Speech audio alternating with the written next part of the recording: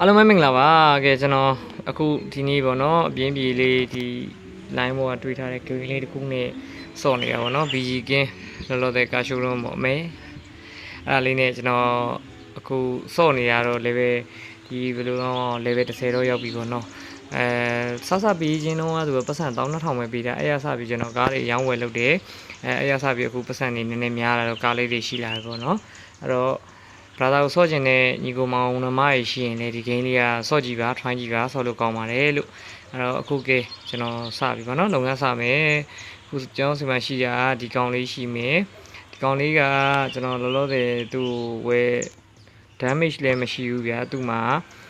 ညစ်ပတ်တာလည်းမရှိဘူးတက်တလီညစ်ပတ်တာလည်းမရှိဘူး market price က9000ကျော်ရှိရဗျာကျွန်တော်ဒီကောင်ဝယ်ရင်းဈေးကဘယ်လောက်ရှိလဲဆိုတော့ဒီကောင်လေးကျွန်တော်ဝယ်ထားတာက66980လေးရှိရဗျာကျွန်တော်အဲ့တော့အမြတ်တင်မယ်ပေါ့နော်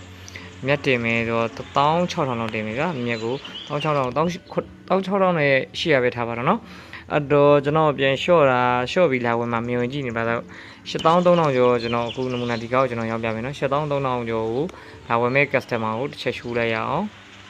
င်ငါကဘယ်ရောက် what the fuck အဲ့ကline လက်နေတယ်ဟာပွားပြီမဟုတ်ဘူးဒီဘက်မှာ sorry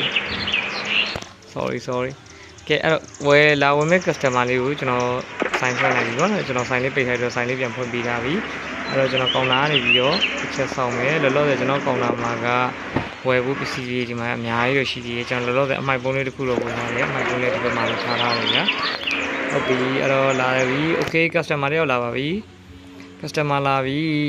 customer Alpin A11 A110 ပေါ့နော်ကဲ market price ကြီးကတော့9000ကျော်ရှိရဗျ